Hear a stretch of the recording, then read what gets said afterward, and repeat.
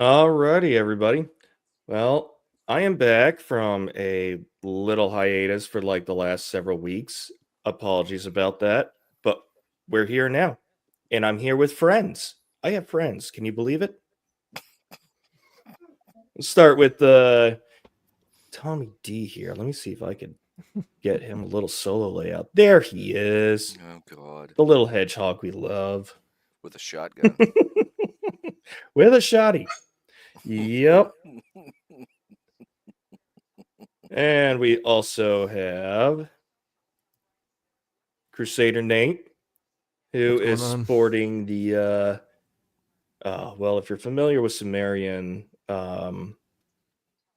religion lore, this is the God Emperor.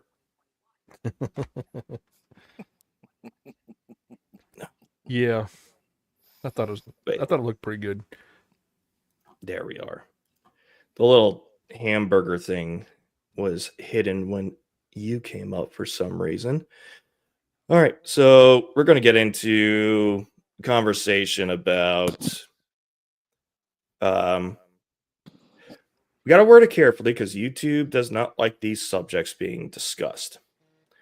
So it's going to be about taking combat veterans, especially ones who are from the combat arms side of the military, and employing them as um, well armed uh, contingencies for events that are extremely tragic. Nobody likes to ever hear about them, but they are a consistent problem in the country. And there have been so many things about, or ranging from increasing legislation for availability of cordless hole punchers, all the way to turning schools into prisons when security wise, but technically they kind of are of a prison for about 6 to 8 hours of their day. They're not exactly free to come and go, so it's like they're incarcerated, but with what is it? They're supposed to have learning experiences there. Yeah. Yeah. Well, I actually thought of another minor detail when we get to that. I have some questions for both of you because technically I'm not a veteran. Um, so I have an No, out. but you've got experience in security. Yeah, At a higher level than what most veterans get the opportunity to do. I played around with a little bit of that. Yeah. And you've also worked with plenty of veterans while you were in security and Yeah. your Yeah. participation in the communities that we're around. Yeah. Yeah. Um, and I don't know why it didn't pop into my head earlier when we were speaking going over this, but um, I think you guys will probably agree with my perspective on this. That guy seems kind of smart. With friends like this, who needs enemies? Mm-hmm. Yeah, I don't know about that guy. He's kind of weird. Yeah. He's a bit sketchy. Just a little. Dude needs an I love me coat in a padded room. What are you talking about?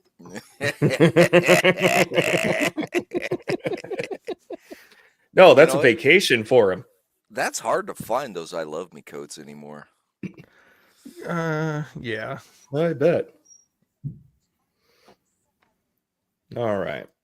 So, what we're going to first do is, well, let's just put out a quick outline. We're going to do arguments for, like in favor of.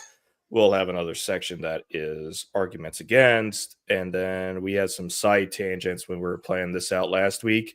Um, we did have more, but somehow uh, the word processing software that I used didn't save it and didn't create an autosave for it.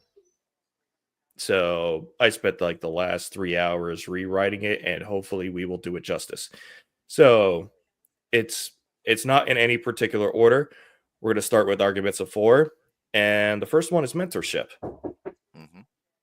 Mhm. So I got to hear soldiers, believe it or not, start leadership skills and positions pretty early compared to most professions. Mm-hmm. Yeah, they Um, do. I know the Marine Corps is different. They start typically at a year and a half, but the rest of the services are at about 2 years because in the military, you get automatic promotions. You could get merit promotion too, but from E1 to E4 across all the branches, once you hit 2 years, as long as you didn't screw up, you're a specialist, which means you are now in a not an official leadership position, but amongst the junior enlisted, you're a leader. Mm-hmm. You can be tasked as a team leader. I've seen some team leads have to be squad leaders because there's just nobody around to do the job. But Mm-hmm. somebody's got to manage Joe before Joe um, starts getting bored. Yeah. Yeah. Yeah. And stupid things happen when Joe gets bored. Oh, yes. Oh, yeah, yeah. Yeah. Yeah. But what military personnel do is when they start either training for it or they get their stripes and then they're in the official leadership positions, they train, mentor, coach, and set professional development standards for the soldiers in their charge. Mm-hmm. These Mhm. are the kind of skills that can be passed down to students. Mm-hmm. It Yeah, doesn't have and to it should be be. in an official classroom. It could be in the hallway, like, "Hey, Mr. Date, what about this? What about that? Hey, I got a Mhm. question about this." I'm like, "All right, I got a look. I got a second to help you out here." Yeah. Mm-hmm. Yeah. A lot of the guys that I know that served a number of years, a lot of them struggled. You know, they went in mid 90s, before 2000.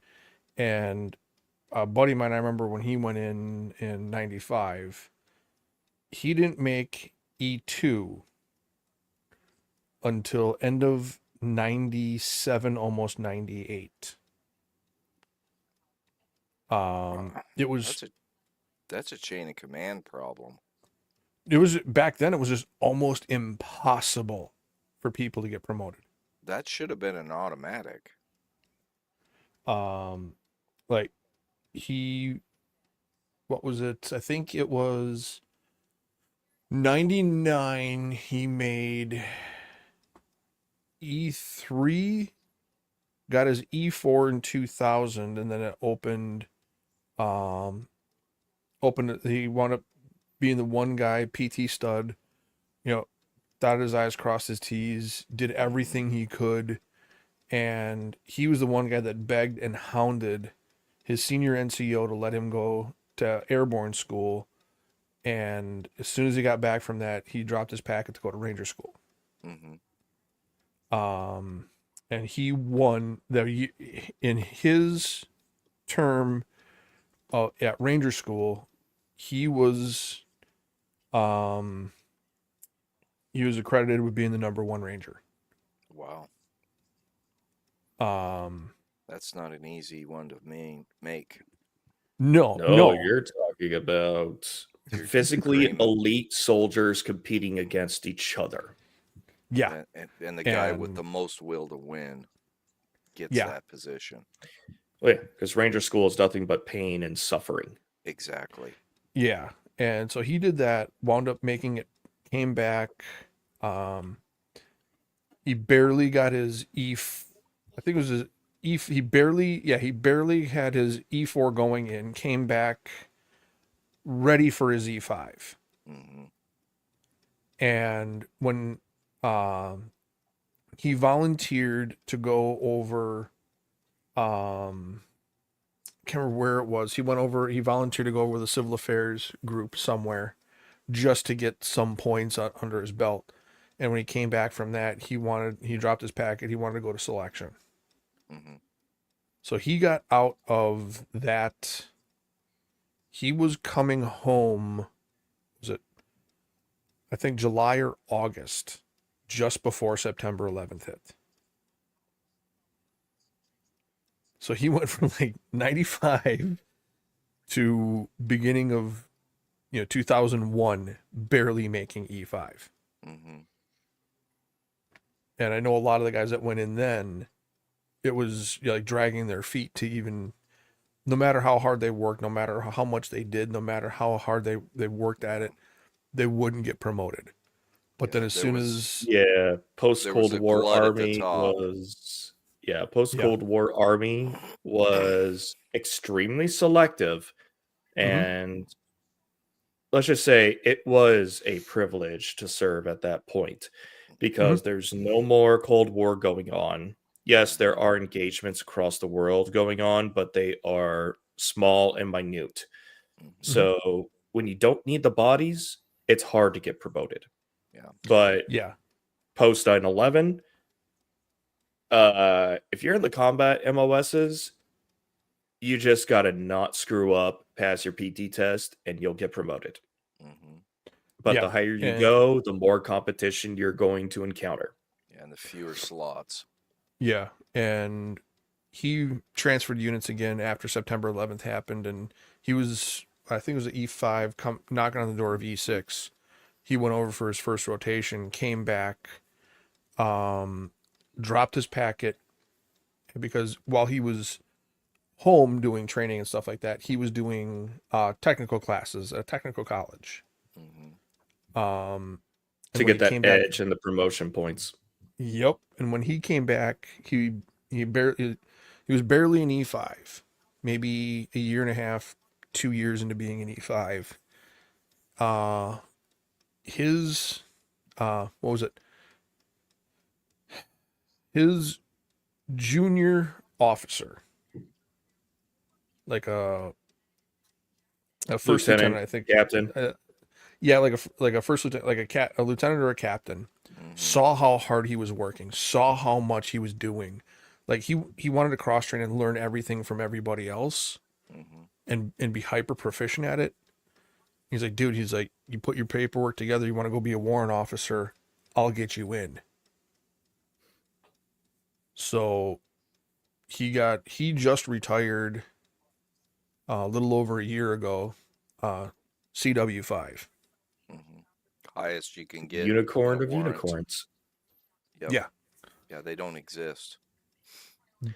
So that just kind of proves how, like, when it comes to civilian equivalents, you have people who are outside of leadership positions, like they're still doing the grunt work for maybe up to a decade before they get a supervisory role. Well, a lot of them don't want the supervisory role. Yep, but in the military, especially post 9/11, or it is you don't have that choice. Because you either get promoted or they do I forget what it is. I don't think it's reduction in force. But there's you a get cap. shuffled out. You get shuffled out because you don't make a certain rank at a certain point. You will retire, and you're not going to retire though. You're gone. Yeah, was it a stop loss? No. Stop loss is different. Stop loss is involuntarily being extended. Yep. So hey Phil, thanks for stopping by, man. Hope you enjoyed the show. And I know you're going to be streaming later too. So if I don't see you then, hope you have a good stream. Yeah, and then it's just like stop loss. I can't remember what it is, but yeah, stop loss is when you can get out and go to the inactive or ready reserve. Yeah. Oh no, and they drag you back in. Yeah, stop losses, they drag you back in, or they call you back from ready reserve. Okay. Yeah, I mean there's multiple levels. Yeah, there's a name for it. I can't recall it. I've been out for a long time. But let's move along so we don't waffle on this too long. And candidates for these kind of armed security roles in schools, these guys are probably better role models than the rest of your teachers or admin staff or even a resource officer. Yeah. These guys have been there, done that. They are someone, if you can get a good candidate anyways, they are go ahead. Well, I was just saying, and that's the point that I thought of the other day, because we were talking about this. Now, guys that you would bring in they've completed their contract. They have an honorable discharge thing. They're moving on. They're advancing. They did their contract. They did their thing. Mhm. In my humble opinion, if I were to hand select a community resource officer, people to be teachers, public mentors, people like that, I would want to set a level of an E6 or above. Mm-hmm. That should be the high mark. Because Like, once you you gotta- hit you gotta- E6, you're considered a career soldier. Well, and not just that, you have achieved the training ability to deal with the lower ranks at a much more granular level. E5s can do it too, at least from the Navy. And by the way, there's not much difference between a middle school or high school child No, and an 18-year-old private. no, there is not. Right. The only difference is age, and when you look at them and go, I know kids who are 4 years younger that are more adult than you are. Mm-hmm. Yeah. But yeah, that's why I said like an E6, because you know that they can wrangle cats, so to speak. They can deal with supercharged hormones, the irrational thinking, okay, if this dude gets bored, what kind of stupid stuff is he going to do? And an E6 is pretty good at that. I mean, that's pretty much what they do. Mm-hmm. They're professional kindergarten teachers, pretty much. Pretty much. Yes, but the students are weapons. A little, right. So higher I think stakes, higher amount of competency required. Yeah. Typically. Mm-hmm. Right. All right. So that's why I think that their retirement, so to speak, would be the pre-enlistment teenage angst wranglers. I think they would be very, very in tune and very well equipped to do that. Yeah, most of your E6s are the ones that work the day-to-day with those individuals that are the lower ranks. Yep, because once you start hitting E7, you're in bureaucrat territory. Yeah, and the E7s are the ones that wrangle the E6s. So, and the E6s are kind of like the adults of the enlisted world, or it's where you're starting to be an adult. Well, all right. And it varies a little bit, and I'll add this because I was an E4 when I got out, but I was running a whole crew. Yeah, but you were an older E4. You had an life experience already. I was an old fart. Yeah, it was kind of crazy. I was pretty much doing an E5 job. Anyway. Yep. So we're going to move along to the next bullet point here. They are combat trained, and well, if you get the good candidate, they're proficient. Mm-hmm. Combat veterans are very well trained, and we called it MOUT. So the acronym is Military Operations in Urban Terrain, of which a campus is ideal territory for the applications of those techniques.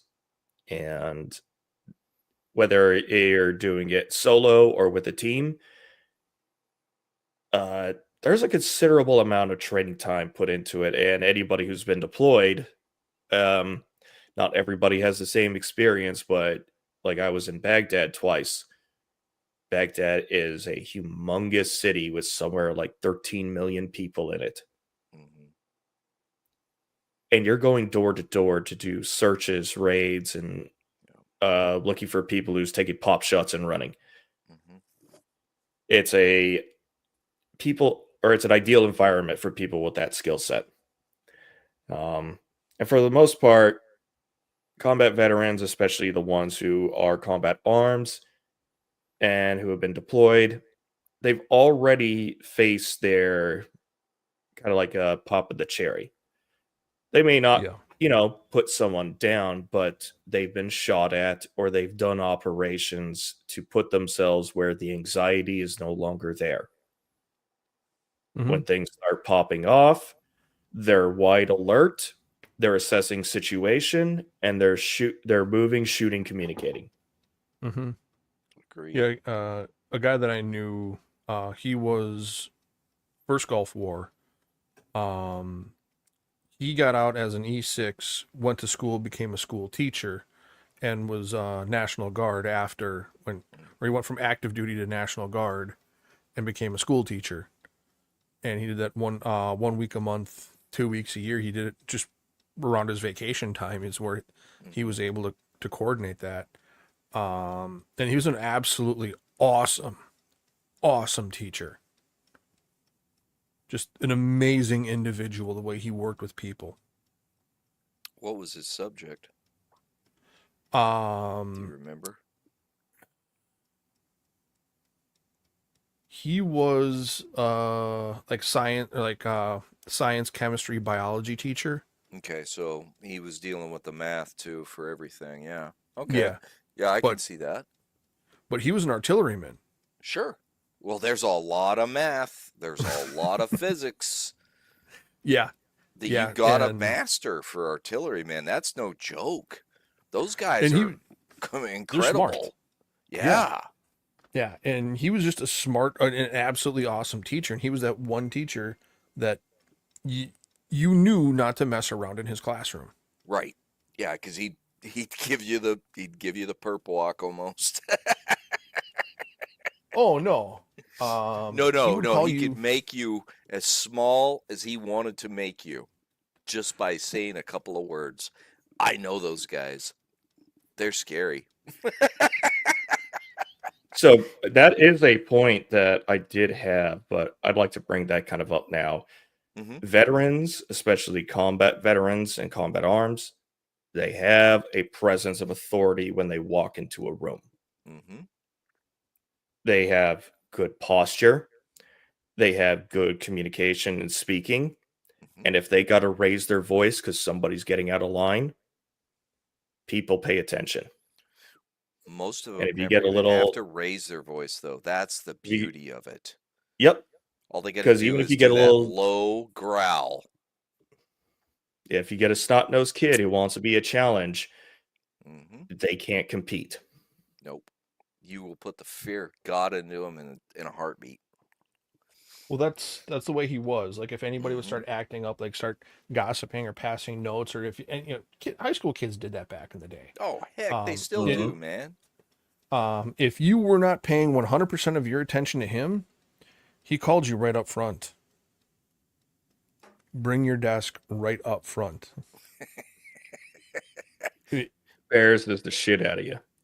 Well, they Oh, yeah, obviously yeah. want to be the center of attention, so let's make And- them the and- center of attention. And that's the way he treated it. And that's the way he was about it. Oh, you think we're all here to pay attention to you? Come here up here right next to me. Hmm. And you just watch everybody just cower. And very few people ever had to go up front a second time. That's awesome, actually. I love that idea. But that was the way he taught. Hmm. And I mean, if you got close on something, as long as you showed your work, how you drew your conclusions and things like that, if you got really, really, really close, he would give you a gradient percentage. It's not right or wrong. You had, 80 or 90% of it, but you made a mistake. Hmm. What's up, Dinosaur? Mm, Yeah, he was texting me earlier. Oh, that guy. He's such a pest. I know. We all can be. But yeah, I mean, having teachers. That's what he meant. That's what Dinosaur meant. Yeah.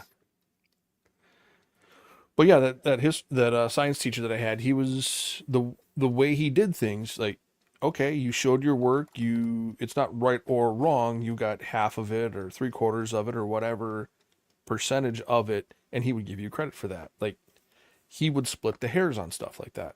Hmm. And that was going back and thinking about him doing that.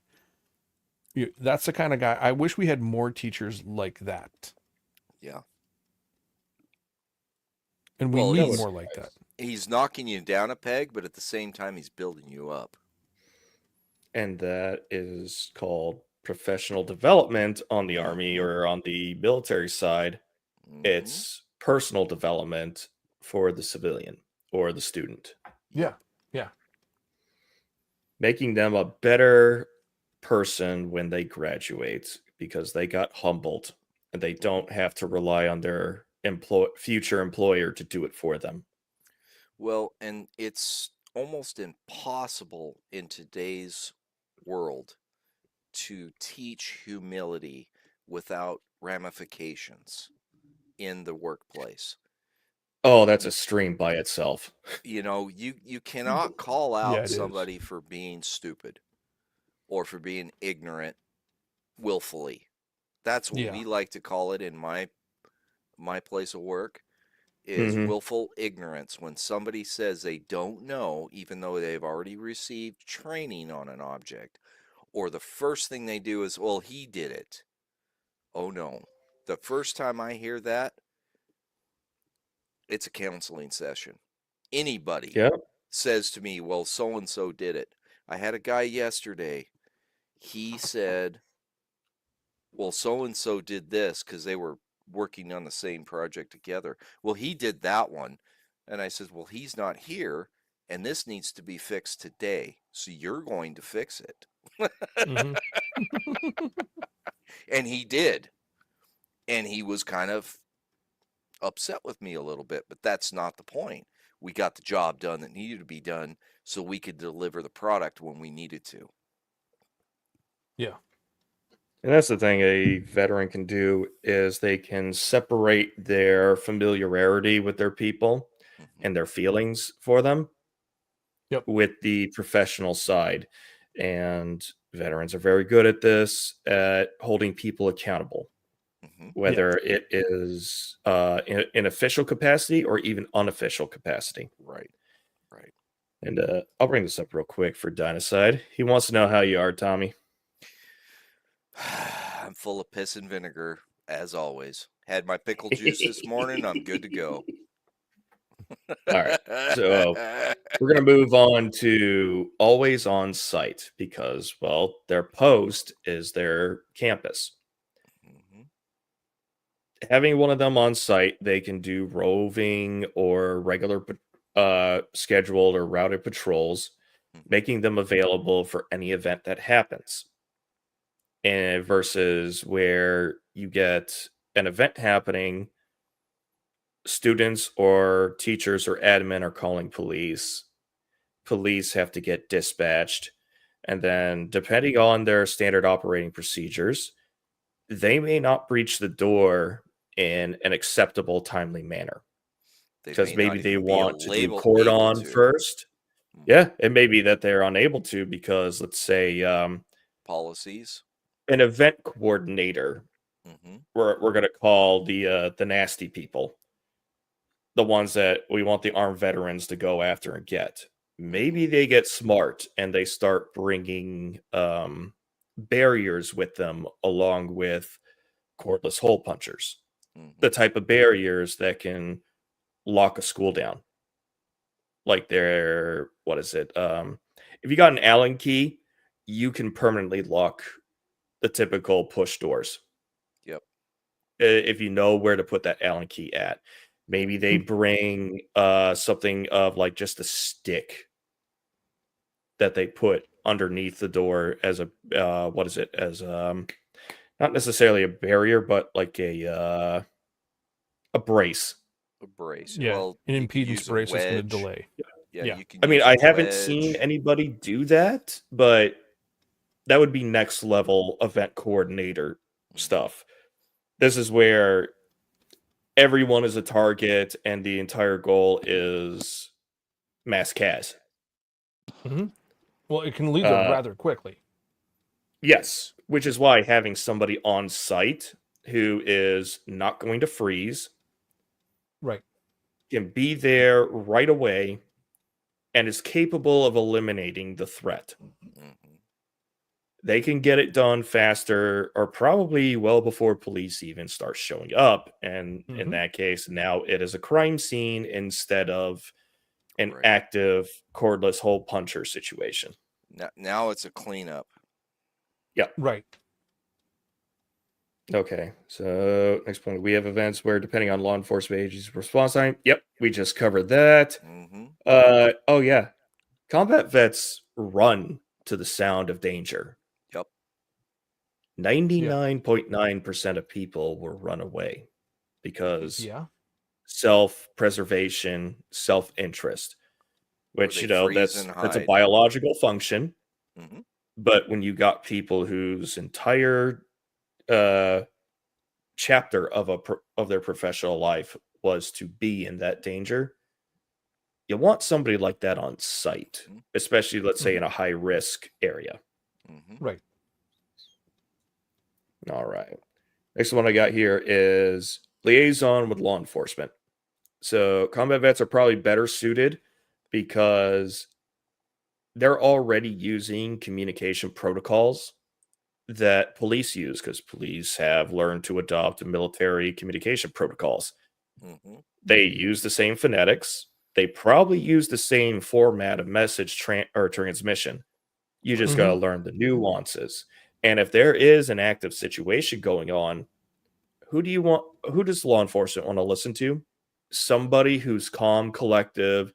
providing the more relevant details than somebody who is scared for their lives calling dispatch or calling 911 and they're a mess and they can't provide any actual detail. Right. Yeah. Would you rather a That sobbing person yeah. or somebody that says Whiskey Tango Foxtrot, get in here? Mm-hmm. Yeah. Or they could say, hey, subject is over on East Wing. There are Mhm. doors there. They can be breached easily via this method, and Right. you can outflank them. Yep. Yeah, and all doors in schools now are marked with sector and cardinal points. So S4 is going to be South Door 4.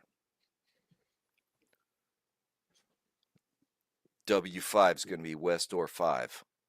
Mm. Yeah. Yeah. And that's where these people that we're talking about, these veterans, will have a very good grasp of their cardinal points in the locations on the buildings and which doors are which.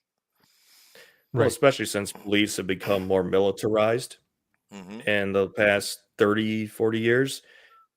The only thing Well, that really separates them is scope of practice.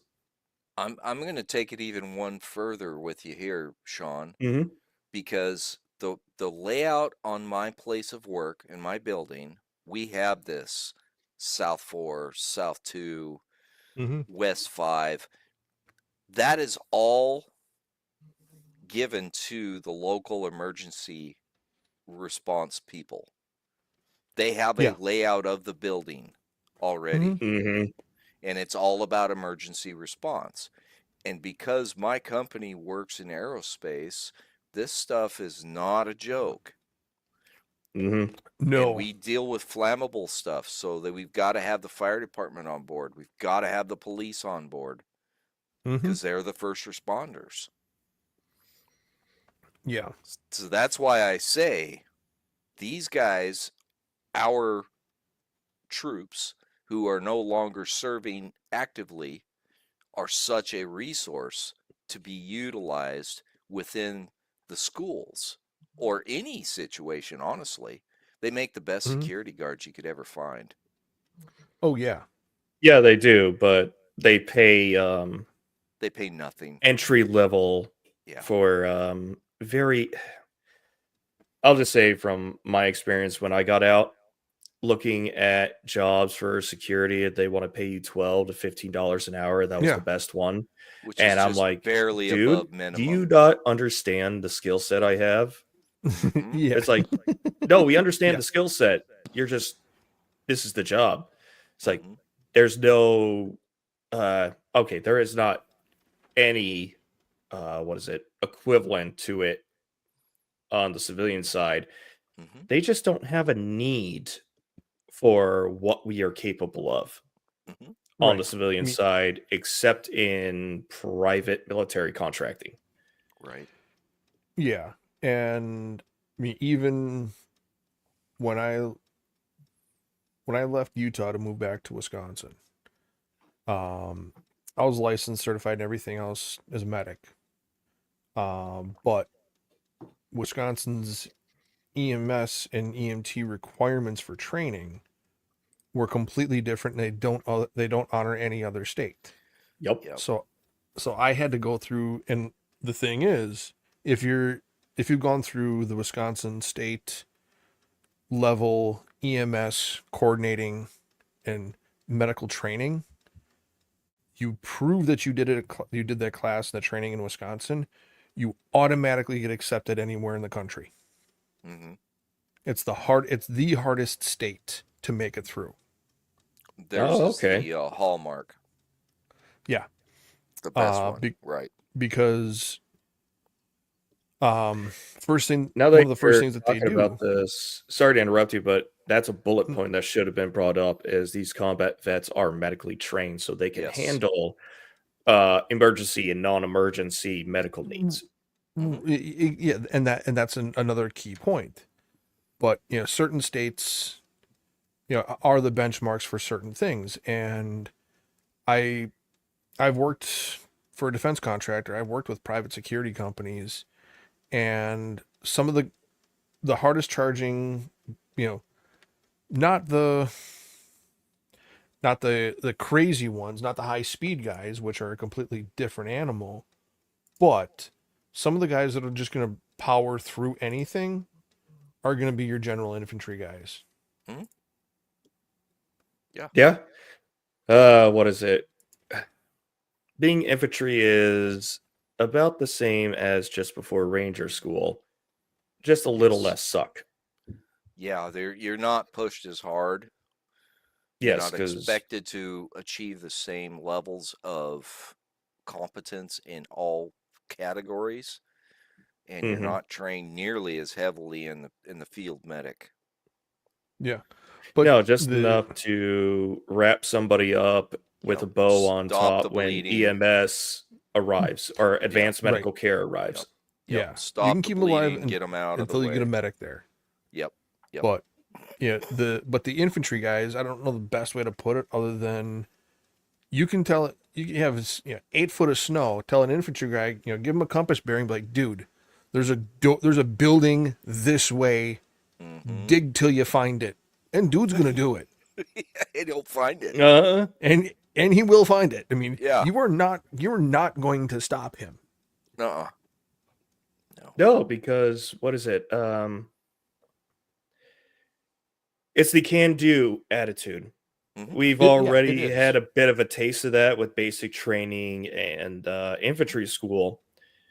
You go through that, you have a little bit, sometimes some false confidence that you could do anything and everything, or at least give it more than a college try.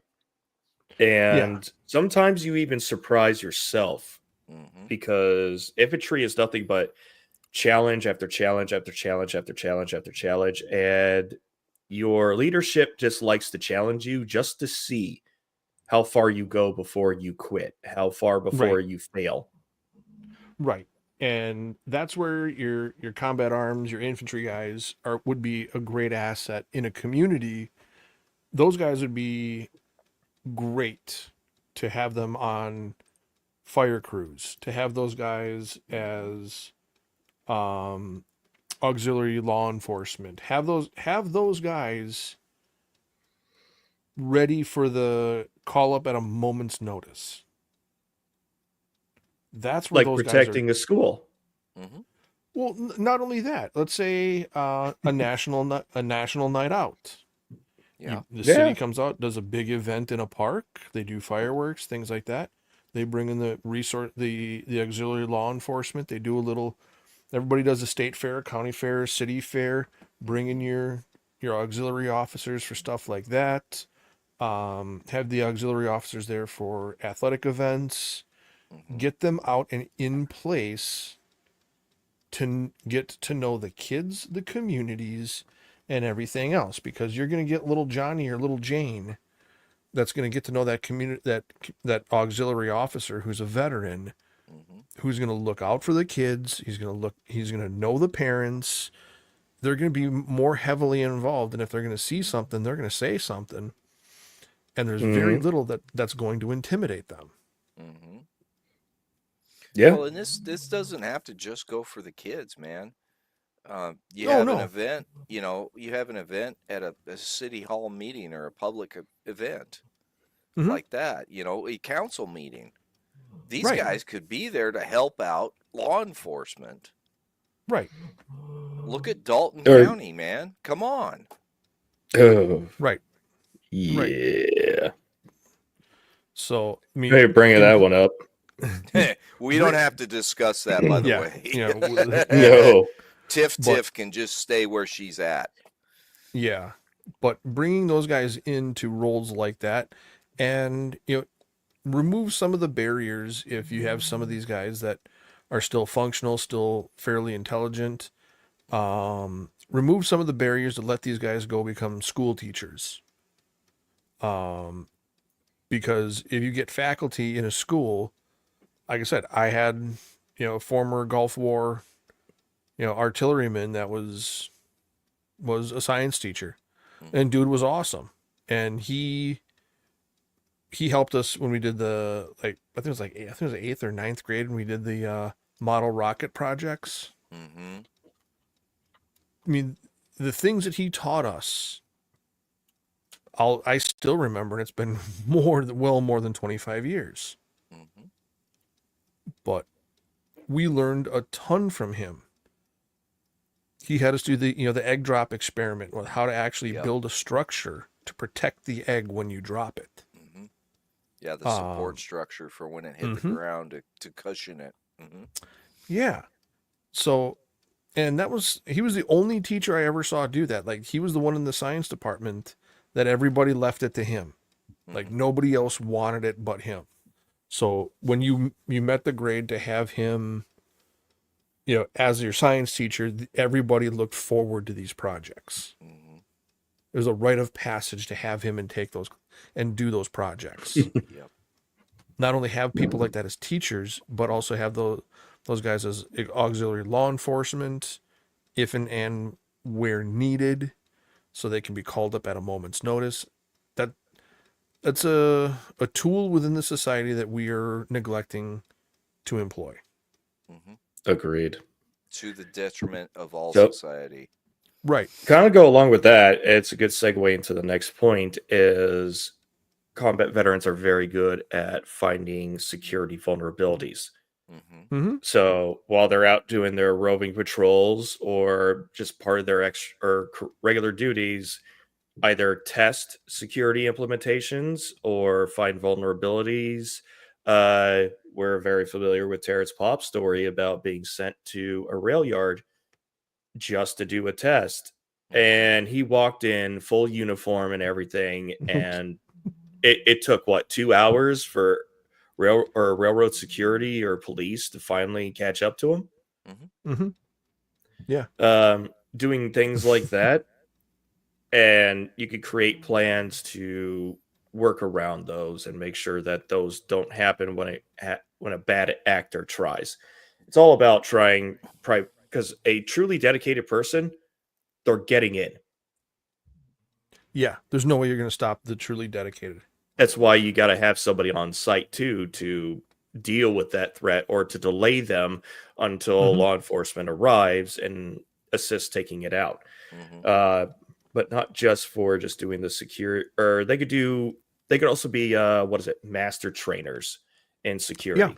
Yeah. Mm-hmm. So we know teachers are probably not very security mindset, but they can, because they're always doing continuing education in the school anyways, maybe throw in a class or two about how to spot signs of a weapon inside somebody's waist, how to look out for things that don't belong.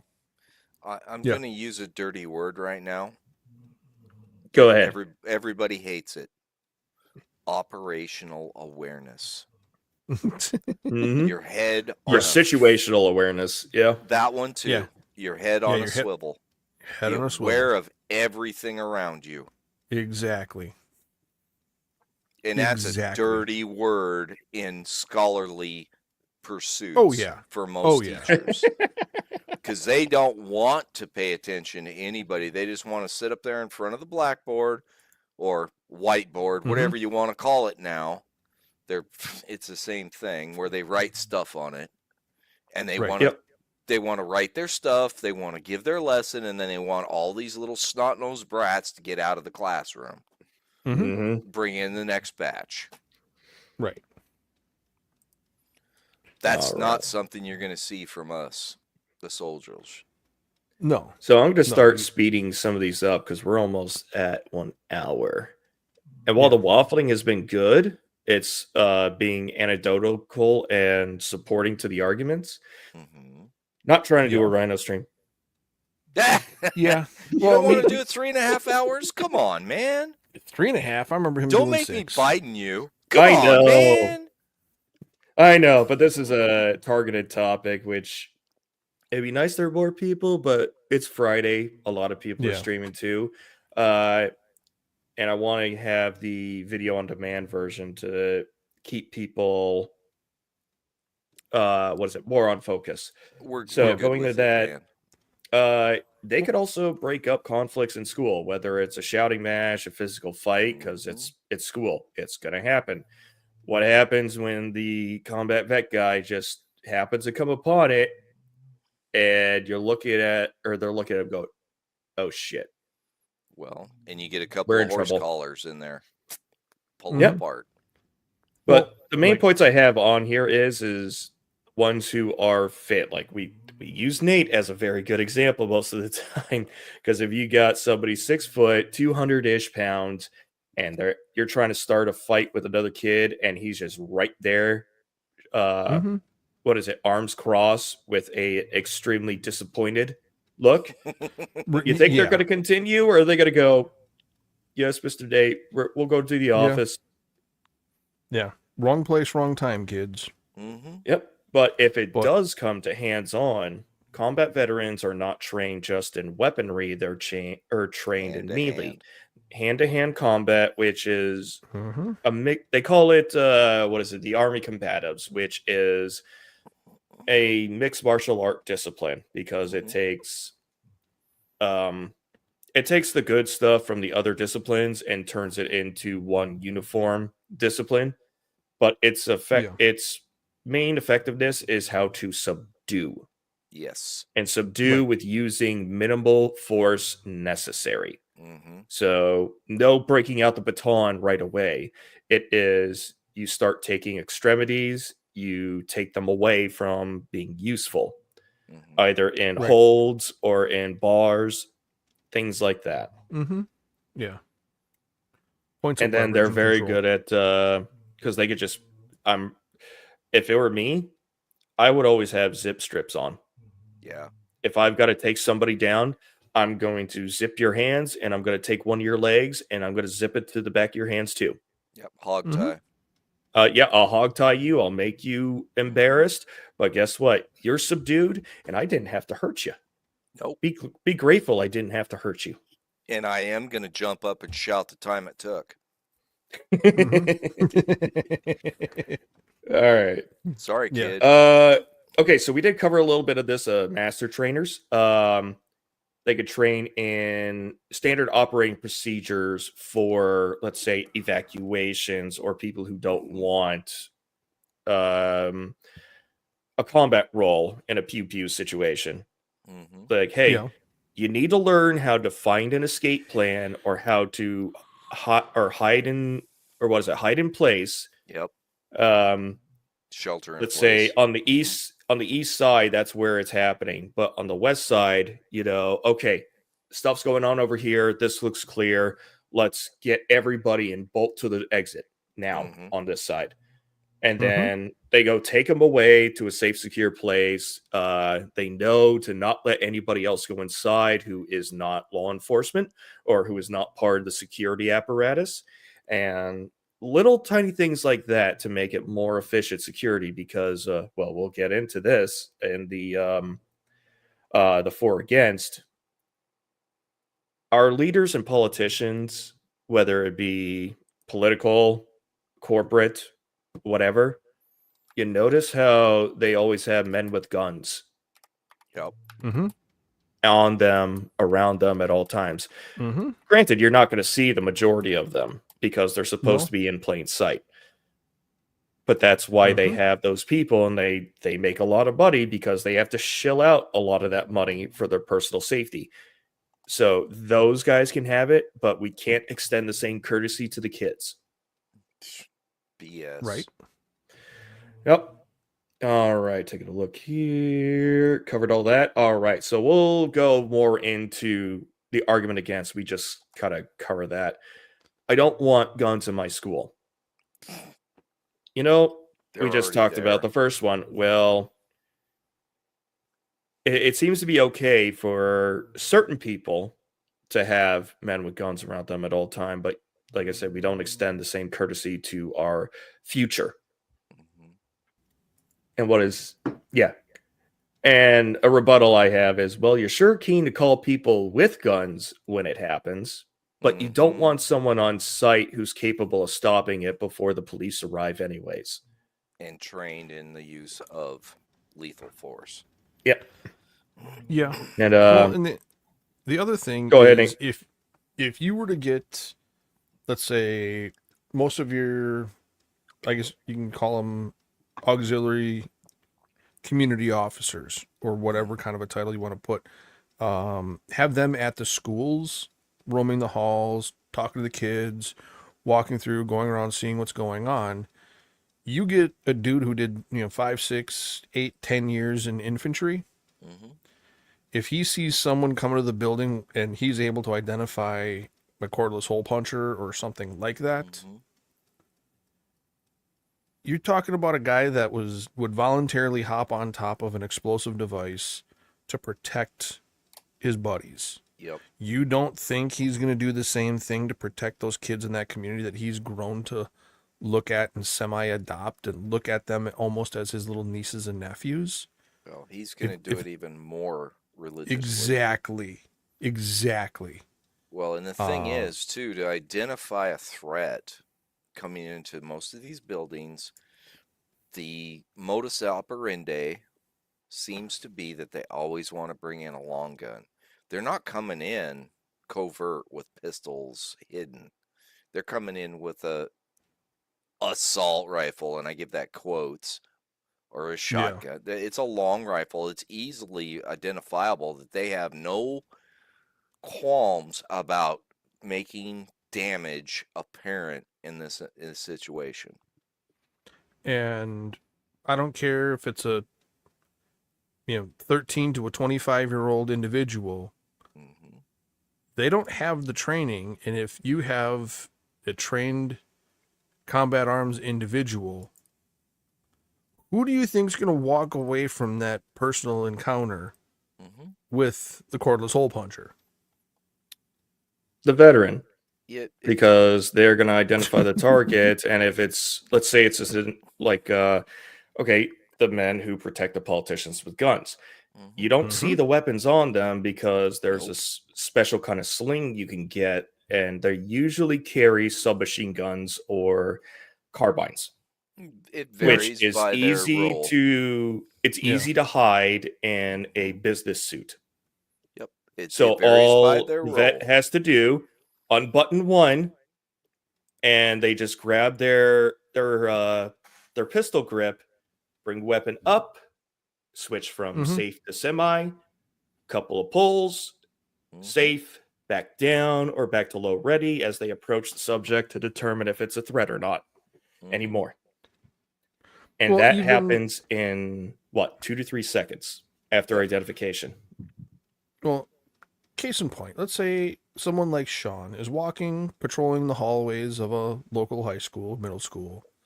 You're walking around, you come around the corner, you see a little angsty 15 to 25-year-old with, some form of a varied platform, so to speak. You know what? I'm gonna put money down. I think Sean is gonna be able to disarm and subdue that angsty little adolescent a lot easier than you won't even break a sweat doing that. Like, no. You're not you don't know how to handle these things. It doesn't even need to have to be armed. And just even patrolling, wandering around a school. I mean, Sean, if you see a 15 to a 25-year-old Call of Duty veteran, for lack of a better disparaging That's a term good for point. I mean, Sean, who would you put money down on? You in plain street clothes with your history versus a 15 to 25-year-old, keyboard warrior video game player. Who's walking away with that platform? It's going to be me. Because when you enter that situation, It's muscle memory. Yeah. A lot of it is muscle memory. God, I couldn't even count how many repetitions I've had to do from what is it? High, low, medium, putting your water bottle canteen with a 550 cord loop on it attached to the barrel and hold it for 10 minutes, which is excruciatingly painful, by the way. Yeah. Isometric holds. Oh, yeah. Yeah, you're not going to get that from Call of Duty. And we know the difference between cover and concealment. People will mistake concealment as cover. Cover means it's stopping incoming.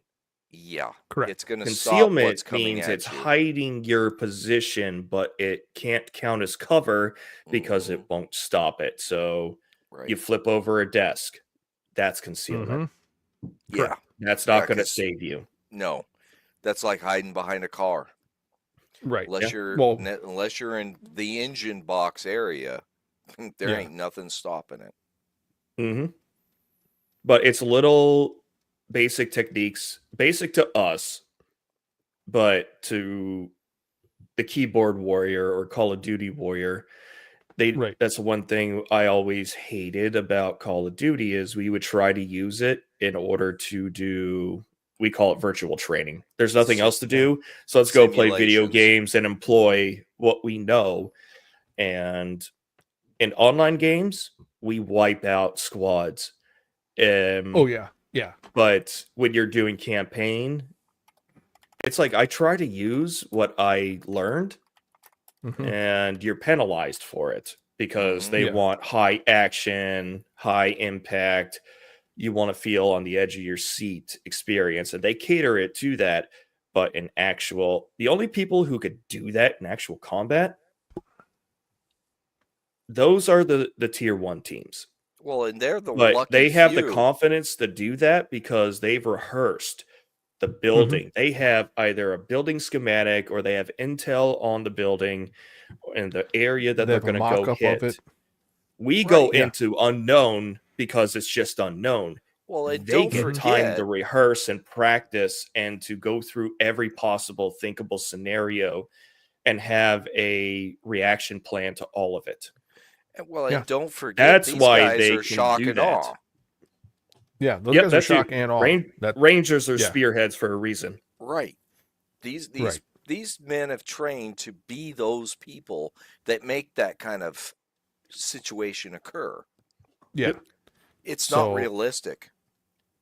So I can understand some people being apprehensive. I would say more than likely having armed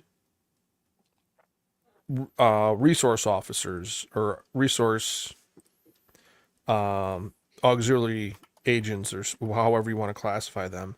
I wouldn't say every one of them would have to be armed.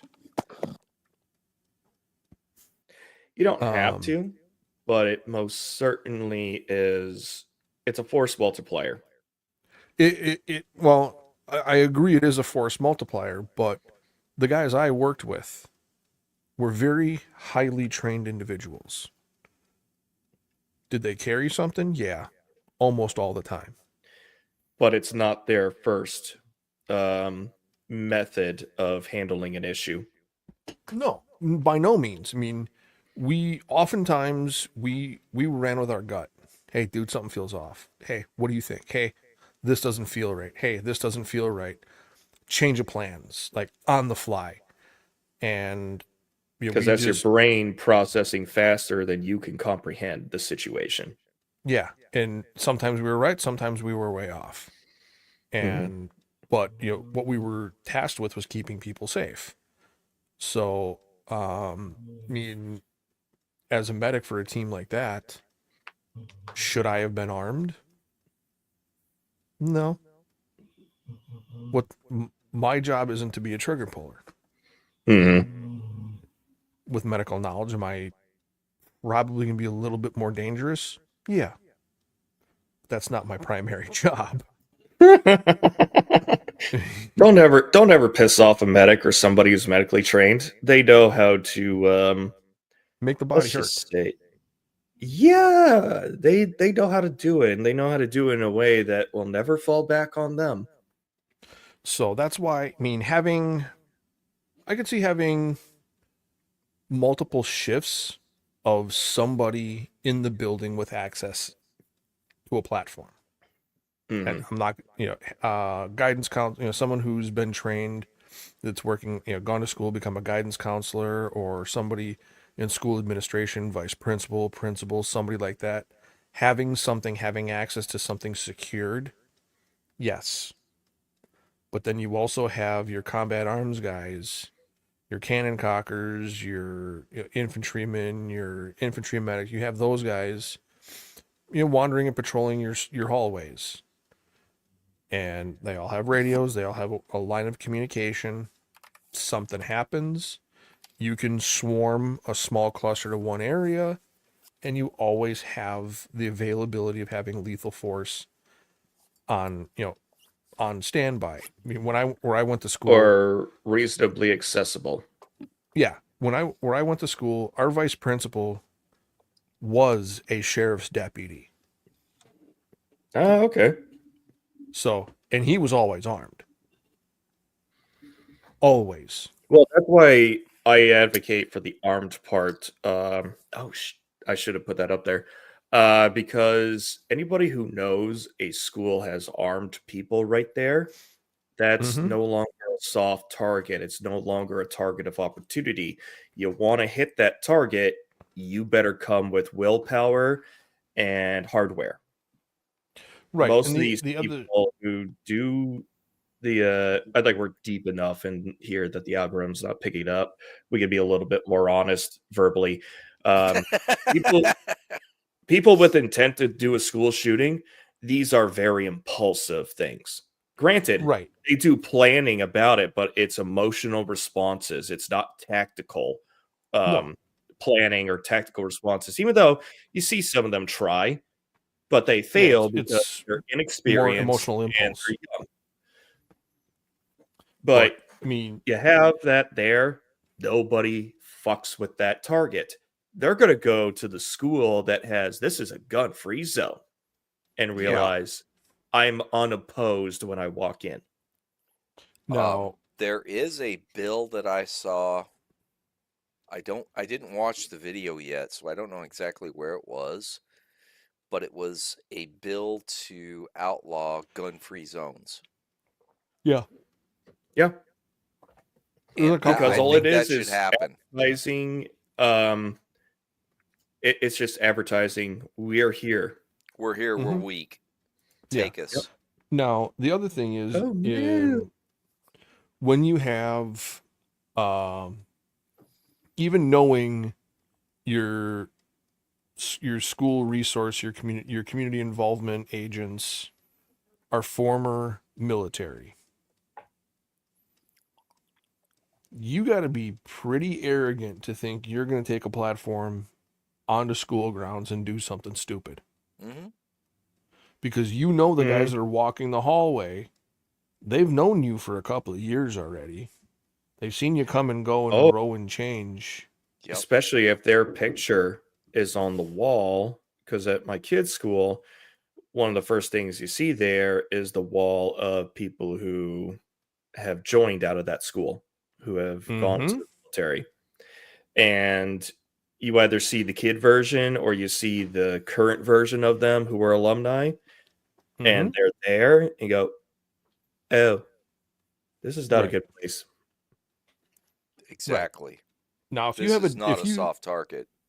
yeah, if you have a dozen unarmed auxiliary agents, well, let's say we call them, you Yeah. have those guys that are they're former military. They may be unarmed, but they have a radio, they have a line of communication, and they've been around long enough. You've seen these kids grow. You see how they get bullied. You see how they get harassed. You see how these things occur. Mm-hmm. You'll know when you see that kid get out of that parking lot there, and you're gonna be able to identify that person as a threat. And so you can call through, hey, this parking lot, this kid, more than likely you're gonna be able to name him, him or her, right off the bat, because the kids that usually do these things are frequent flyers. They're well known. Yeah, they're Yeah. well known as trouble. They're well known, or they are well perceived as a potential threat. Right. Correct. You see him, hey, I got so and so. The radio goes through, it goes to office admin. Admin can say, the administrator can call into the PD, hey, one of our guys sees this person, that our school frequency or our school channel for our auxiliary community agents. This is our channel. This is our frequency. The police can dial right into that frequency and listen to what's going on and interact directly with the school. And you can have instantaneous radio-to-radio communication from the guys on the ground to the dispatchers to the officers en route. You can cut the response time, number one, on that. Number two, you're going to have guys that are going to be able to recognize these kids. They don't. Not every one of them needs to be armed. Not every teacher needs to be carrying a firearm. No, they don't. No, I'm not saying that, but I think it needs to be it available. needs to be well known that someone is. So either with signage or by reputation or some sort of way that announces, Oh yeah, we are not a soft target.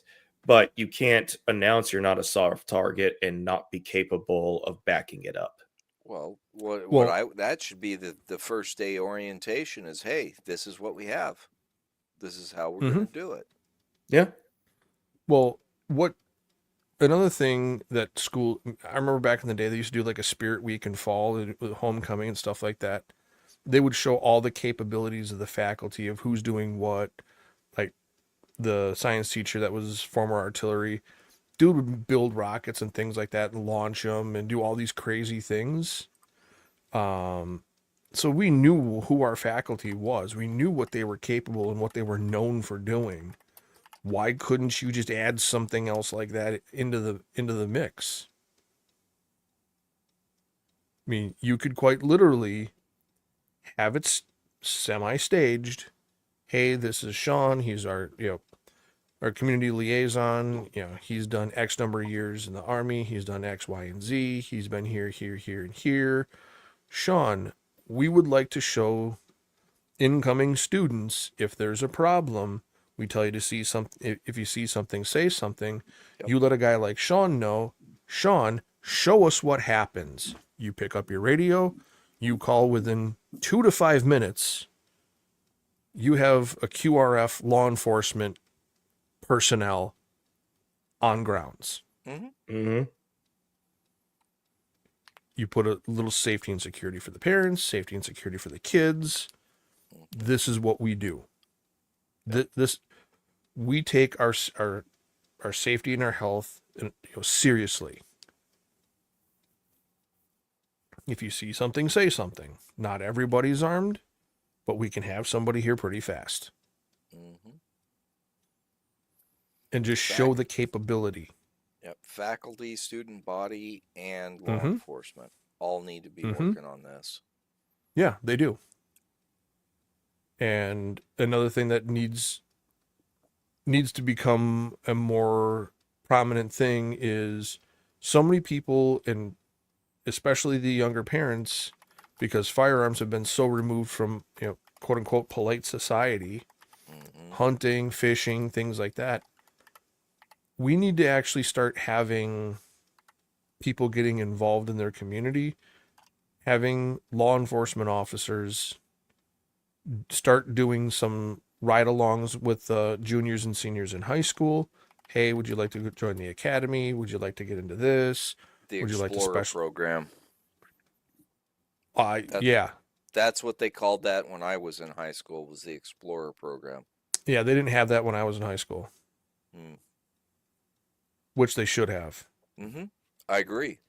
We were blessed with it. I never did it because it wasn't available at my high school, but it was available in the larger schools.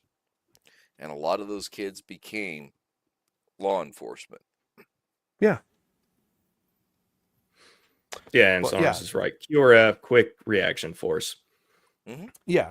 We talk a lot of acronyms and forget sometimes that not everybody we got civilians in the viewing. They go, "What's a curve? What's QRF? What's SOP?" Yeah, it's like, right, shit. Yeah, sorry. I mean, Thank you, Saunders, for doing that. But having, Saunders, great to see you here. But having something like that, you can I'm not saying arm every single teacher or every single faculty member, because that's just going to ask for problems. You don't want the home ec teacher who knows how to bake a cake trying to fire off a 357. Trust me, you don't want that. No, you don't. Unless she's an avid hunter or he's an avid hunter. I don't care if he's gay or she is gay. Whatever. Yeah. Make sure they can frickin' handle a weapon and do it properly. Yeah. Proficient. Right. And operation, maintenance, and tactical techniques. Exactly. Right. Exactly. And you have I would say all you would need would be one well-trained combat arms E6 per school. That's kind of along the lines that I was thinking of. Yeah. Just one. They can get everybody else up to speed. One. Yep. And depending on the square footage of the school, you have other guys below an E6 that work as liaisons, mentors, community agents, guys that, a kid who went to school there comes back. He's kind of aimless, doesn't know what he wants to do. He wants to volunteer at the school and help, patrol hallways, kind of be that one that kid's parent calls in sick and the kid needs to be walked to the office for something. You have a veteran there in the school. You have somebody there with eyes on that can ID a threat. Bring them in as a volunteer. Have them do things like that. So that way you can instill some greatness in the kids, some humility in the kids, but you can also give a platform and a stepping stone for some of the guys that went in, did one contract, got out, looking for something to do, trying to, instead of just sit at home. Purpose. Right. Give them something to do, some kind of a purpose. When, dude's looking for a job and hunting for a job, what do you do in your free time? Oh, well, I volunteer over at, George Washington High School, take kids from classrooms to the office to the classrooms, make sure things are okay in the stairwells and the hallways. And that's going to instill a level of community, not only in the returning veteran and coming back to a city, but also instill a level of community among the kids, because they're going to see someone, older brother, younger sister, older brother, younger brother. You're going to see that. Oh, hey, that's so-and-so's older brother. Oh, hey, that's so-and-so's older sister. Oh, hey, they're back. And the kids are going to know them because they already live in the same communities. Yep. And, what are they doing here? Oh, they went in the Army or Air Force for X number of years. They came back. They're looking for a job. They're volunteering with the school. Did you guys see what I put up? Where did you put it? Yeah. In the YouTube chat. About Saunders? No. That's the last one. The last one, I just put it up. No, I don't see it on No. YouTube. I'm not seeing it. Yeah, I see No, broken. I see every Saunders. school needs a striker group and artillery with grenade launchers now. No, I don't even see that. Yeah, Let's go to I don't not see go it. that far. Really, it didn't show up in the YouTube chat. No, No. It shows No, up on just- mine. go And St. go Louis over. Arch just put it on here, or he just Yeah. replied to Oh, it. you know what? I think what YouTube or what StreamYards pulls the comments from is because in YouTube chat where there's that little filter icon, you have to click live to see all of it. But I think StreamYards only takes from Top Chat, which is YouTube moderated. So Huh. you probably have a nasty word in there that they don't like. And they said, nope, we're not making this live for everybody. Well, Yeah. it's probably Striker would have got it, or grenade, maybe artillery. Maybe. Yeah, Or maybe Yeah. the But- combination of it. all of it together. Well, the striker groups, you know who they are. Yeah. And I'm talking military there. Those are the shock troops that they send in to maintain the beachhead, if you will. Well, they St. Louis Arch is do, right. St. Louis Arch. Some of them do, because this is where we get the first argument against. I don't want guns, any guns. They don't care if it's cops with guns. They just don't want a weapon in school. And what's weird is I've heard it from people who know about firearms. Yeah. And it's like, so you're asking to be a soft target. You're asking Mm-hmm. for Yeah. someone to make an example of your poor security. hmm No, it's not. We just don't want the guns. I'm like, okay, then you're coming off an emotional argument. We're thinking logically. Logic is going to save lives, not emotion. You are advertising your weakness. You will be Yeah. taken advantage of. Yep. And it just takes somebody with the proper motivation and access to a tool. Yep. Yep. Well, Whatever that tool may be. any tool in anyone's hand, and any tool in anyone's hands can be dangerous. Mhm. I've seen huge Riddick with a amounts of spoon. damage done with a freaking pair of bolt cutters. Yeah. Whoa. Oh. Oh. A baseball Yeah. bat. Oh A yeah. machete. I've gone on med calls for cast iron frying pans. Yes. Oh my God, those do some serious not Because soul they're- crushing, skull crushing. Oh Yeah, yeah. because they're literally 10-pound 5 to dumbbells 10 with a pounds handle, usually. Yeah, depending Yeah. on the Yeah. and they're yeah. metal, so it's And they don't not give. breaking. No. Well, yeah. No, What I breaks went on a first, med bone or call. metal? Uh-huh. The Usually bone. bone. Mhm. I went on a med call where, police were there. Obviously, it was a home invasion, and a little lady, she was probably 60, 70 years old, hit the dude in the back of the head with about a 12-inch deep cast iron pan. Oh God, that thing weighed probably 12 pounds. And she gave it the old, Hank Aaron swing and just went, dong. She was probably shocked she killed him. Yeah.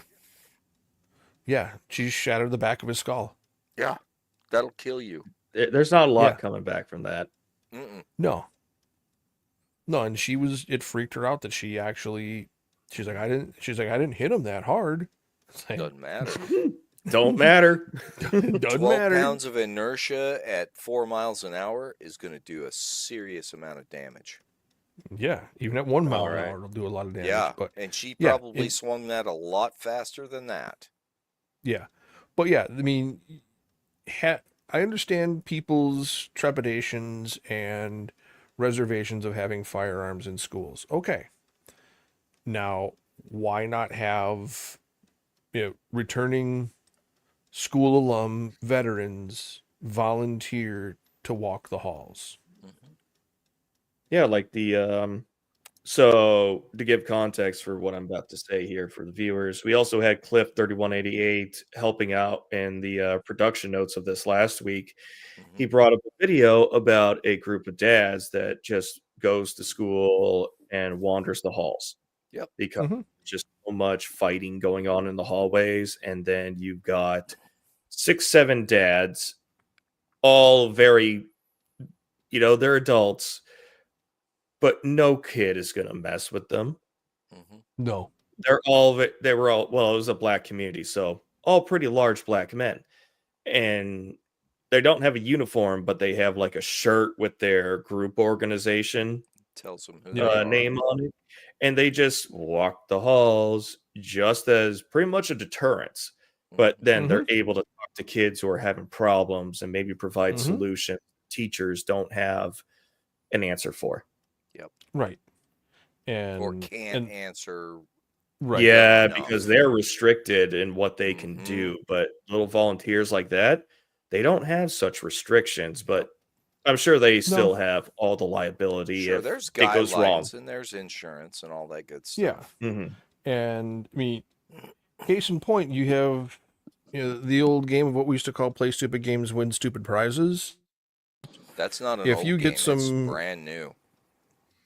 yeah, it's been around a few millennia. Oh, sure, but it's always new because they always play more stupid games. Well, Anyway, go ahead, Nate. yeah, Sorry.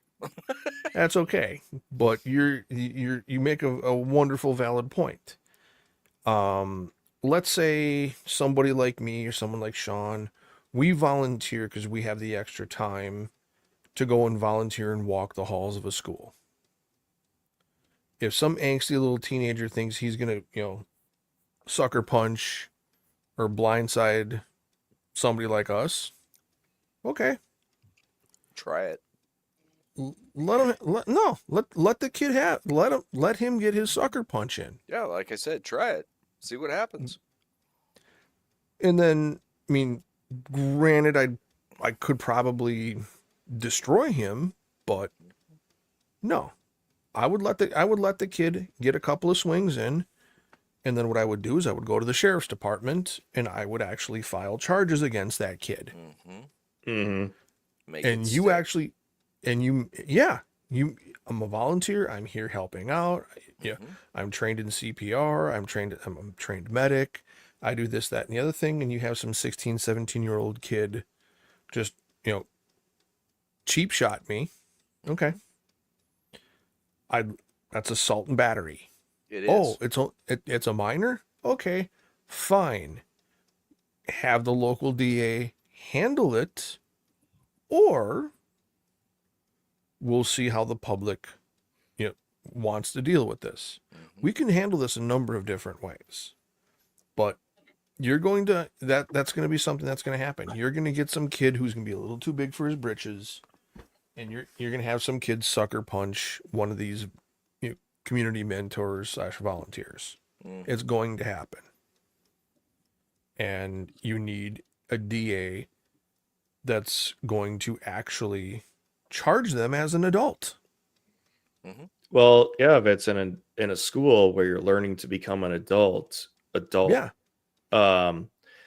what is it? Adult ramifications need to be applicable. Yeah. If it's But I wanted to bring crime, this up from Gendai. I do know that like big cities have these microphones everywhere to Yeah, but- identify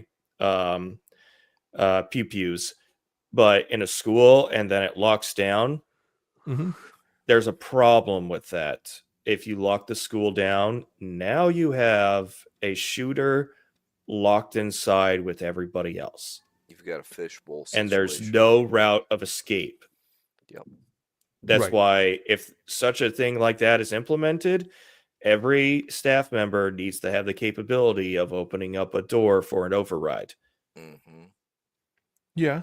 Or That's the only caveat I'll apply to that, because one of the biggest things you can do in that kind of situation is wherever the active shooter is, let the rest of the building evacuate as much as they can. Mm-hmm. Everybody else who's in the, let's say, sector of fire, they hide and shelter in place until they're handled. Well, there's a really, really easy way to resolve a measurable portion of these events. Um, a lot of schools, most of them have a window in most classrooms. I Mhm. mean, with the exception, there's a few interior classrooms that do not have windows. Now, I can't remember the name of the guy who did it, but he designed and developed a bullet-resistant barricade that can easily be slid over a doorway. Right.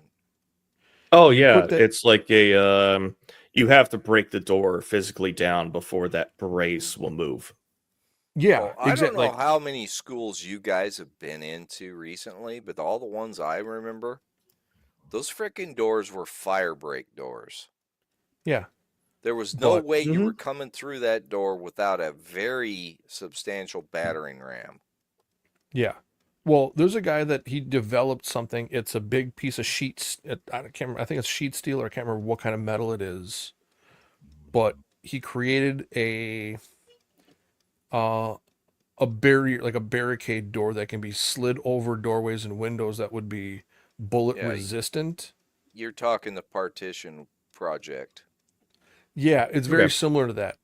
Now, if Mm-hmm. you had that partition, like that partition project block the door, can't Mm-hmm. see, can't hear, you have no idea what's there, and inside of that classroom, you have the faculty have access to a rope ladder and a window break.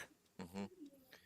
Nate, this was actually a project that was presented by students that you're talking Oh. about.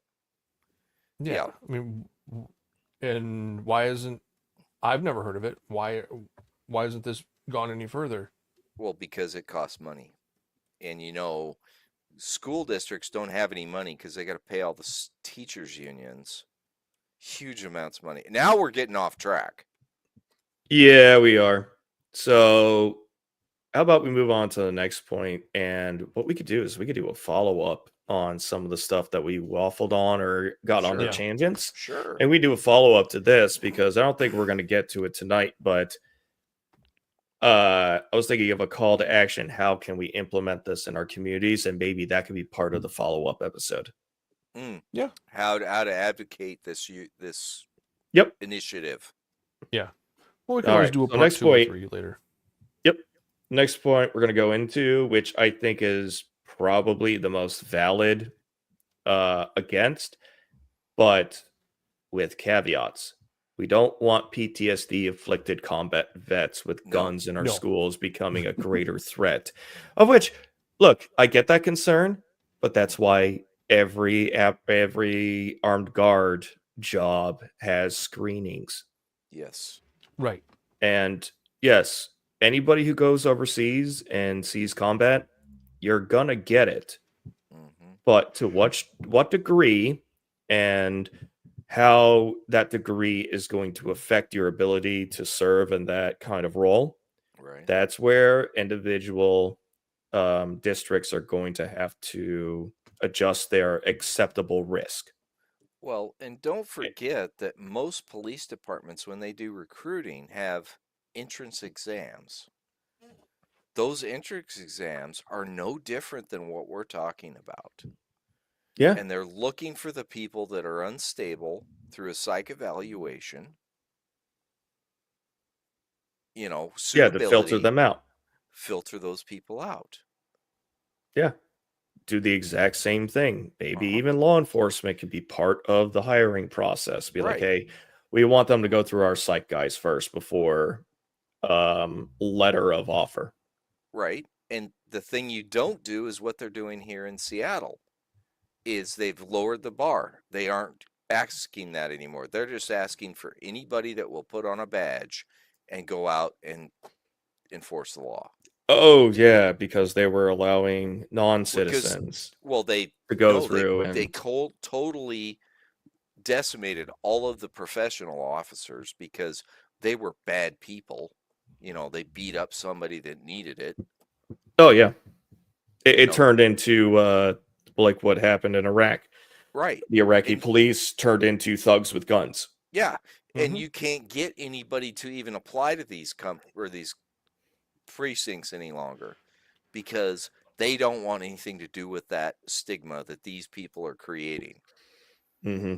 It's terrible, man. They can't get shit for fucking recruits here in Washington.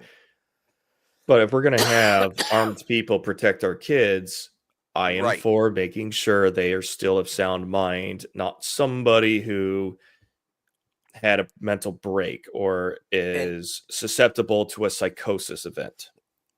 And it should be easier to find these people that don't have to deal with the same levels of garbage that the police do. All right. So that one I think we handled already.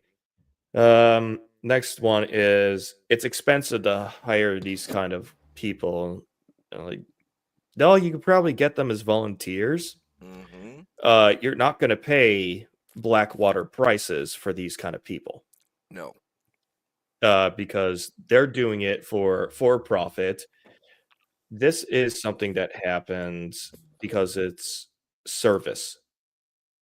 It's and service jobs they pay to a certain way to make sure to attract well qualified candidates, but they're no way competitive in private sector. Right. And then if you can get a hold of somebody who's still fit and healthy and they're on military retirement, you can pay them shit and they will probably smile. It'd be the only time I think they'll do that. You can pay them terribly or as minimum as you can within the budget reason or budgets, and it could be that. There's other compensation types, like maybe you just want I don't know what the applicability is, but like you're a homeowner and you got this job. It's like, hey, I don't ever want to pay taxes again on my property. Or a kickback, a discount. And you don't have to pay me. That's my compensation. I'm tax exempt because I'm doing a service to the community. That'll never happen. I doubt it, but it's a hell of a lot cheaper than paying somebody 50 to 60K. Well, but remember too, it looks like the IRS might go away. And income tax To be determined. Yeah, it's still to be determined. All right. So we got that. There's a couple of side chant. I know we had a lot more last week, but lost all that. But one of the ones I put up here is I think those armed personnel, their hierarchy, they don't answer to the individual school. They answer to the school district. That way you take away somebody, let's say that they are beholden to the school, and you get somebody who's maybe a certain type of ideologue that makes their job harder to do or compromises the ability to do their job. If they're beholden to the school district, they can tell those administrators, I don't answer to you. I answer to the people you answer to. But I am here stationed with you. So we will get along and go along, or we're going to have problems. I would take it. Excuse me. I would take it to the next level. Bless you. Yes. What's the next level? The next level is make that a state mandated program that answers to the school district, but not opposed, is not beholden to the school district. Maybe because law enforcement is. Go ahead. Make it a city level position, accountable to the state DA. Yes. Yes. Okay. You have a city level elected official by the people that is not beholden to police, not to anybody else, but that person. You have that veteran goes through training. They do stuff with the state police. There's, they're elected and selected every so many years. They go up for re-election, and that's the people that actually vote them in, and they have a direct line of communication to the state DA.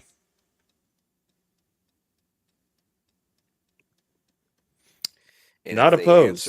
if they answer Because- the DA, they've got Go ahead. state level prosecution that can happen. Mm-hmm. That means And all the money's behind the local- prosecutor.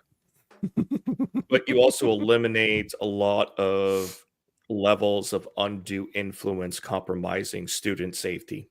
Exactly. Right. And I will tell you right now that the city level school districts, they're going to put what they want in. They'll Yep, get some but blue if hair in there. they're- They're going to get Yep. their little pet. Well, Pine beat you Yeah. to it. Yeah, the big Yeah. hair. Exactly. Exactly. hmm All right, so we got that. Speaking I think of maybe that, we will save this for part 2. The veteran wanna- or the combat vet who's a guard versus school resource officer. I want to add to the pink hair thing today, just with a little anecdotal story that happened. I Okay. saw an email come across the corporate level today at my unnamed company, Mm-hmm. and this looked like a female, a very, shall we say, boorish female, It's was getting a position, and she had bright lime green hair. Mm-hmm. That's a color I haven't seen in a while. Yeah, I just saw it don't a couple days ago. understand this one because my company just removed all the DEI stuff. So I don't know what the hell this one's about. Anyway, just to put that out there. All right, so I think since we're an hour and 40 minutes into this, we'll go ahead and kind of cut it off there. But the other side tangent, doing maybe a debate versus the combat vet versus a resource officer, and maybe which is better. But I think both would be best because you have somebody with law enforcement capability on top of somebody who knows how to keep students safe with Mhm. precision. Mhm, But we can go into that next time. Do any of you guys have any ideas for maybe a part 2? And I can add it to the list. Well, what you mentioned would be a great part 2. That'd be an episode by itself. Yeah, that in its own right would be a great episode to discuss. Because there's a lot of nuance that can come in on that. I think that could be another whole stream in its own right. And chat, go ahead. If you got suggestions too, put it in the chat before we start closing out. hmm I mean, I can see doing that as part 2, and then after that part 2, do a part 3 as a call to action. Yep. We Build kind the of framework. we tossed it around in our brains enough. Just throw it out there and see what sticks. See what people like. I mean, Well- Gandai makes a good point about hardening schools. They need to does. be. Mhm. And there's been a lot of hardening that's already happened on a lot of schools. But was it effective? That's a good question to take up. I don't know. I can only talk about my community, and we Alaskans are Right. different. Like And my that's kiddo's where school, we need the more structure input. is like it's all brick, not small brick, exceptionally thick brick. Mhm. From inside to outside. You're gonna need 50 cals to get past it on the outside. Mhm. I mean, for me, going to my high school, it was all concrete, a very similar design. Mhm. It's good for that, but it doesn't help when you still have wooden doors. But we could talk about that stuff too. So, like suggestions we'll just leave that in hardening schools. Yeah. Suggestions for what?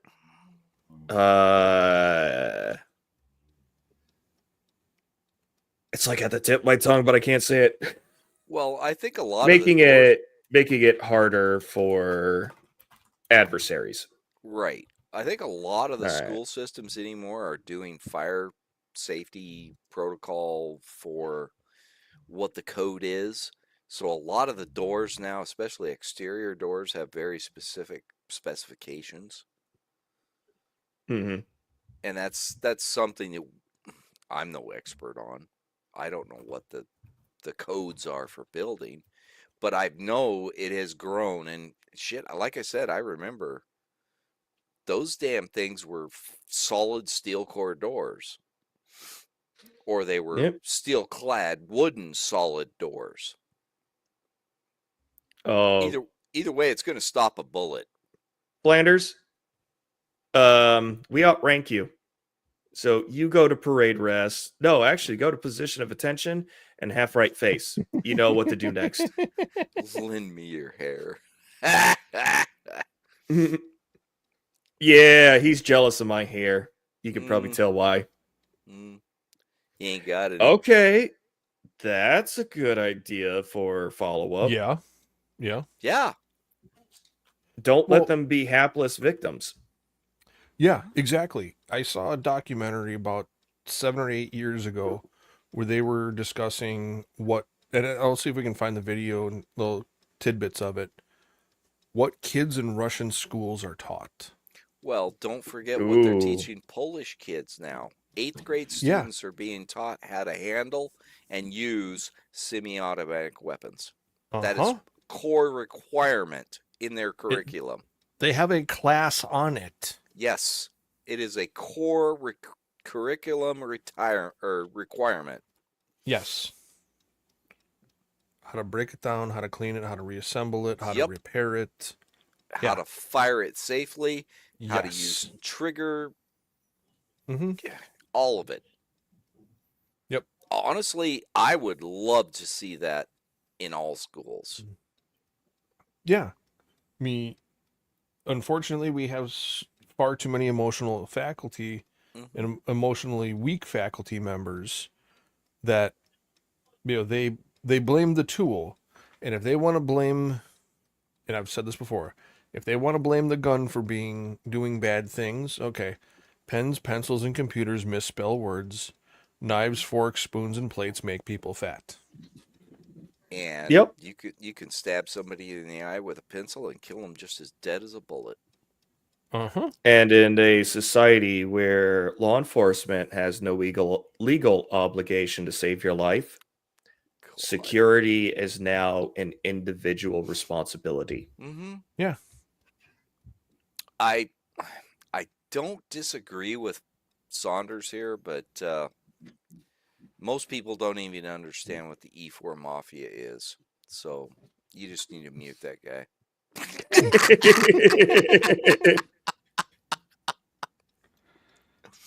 We'll do E4 Mafia stream one day. Oh yeah, one day. Go ahead, wrap it up there, Sean. Yep, I think we will. So let's see. Well, do you guys have any final thoughts? Nope. I'm good with what we've covered. I really am. And in fact, I'm very happy with this discussion we've had tonight. Same here. Alrighty. Well, I will ask this, chat. So you guys know how to get a hold of me, most of you, but when this becomes a VOD, come back, put it in the comments if you got something else that you didn't think of, and we'll try to approach it in part 2. All right. And with that, I'll take you out with Owl Kitty Kami Cat. Oh God. Everyone here is the best there is. Who the hell are they going to get to teach us? You two characters are going to Top Gun. With all due respect, sir, I'm not a teacher. Just want to manage expectations.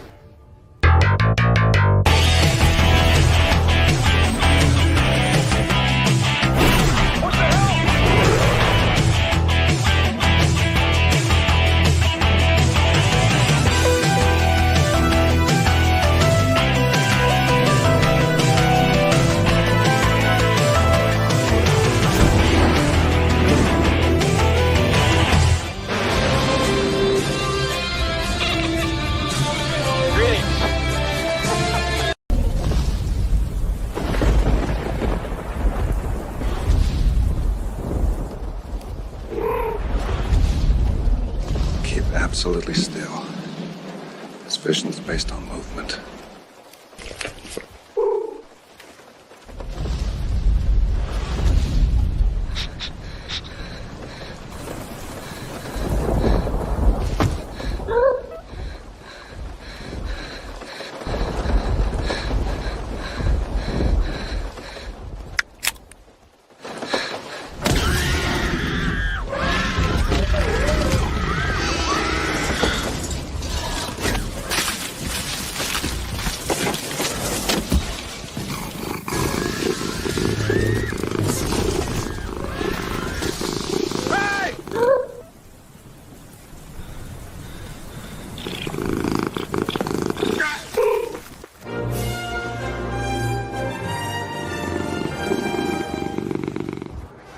Mom? Dad?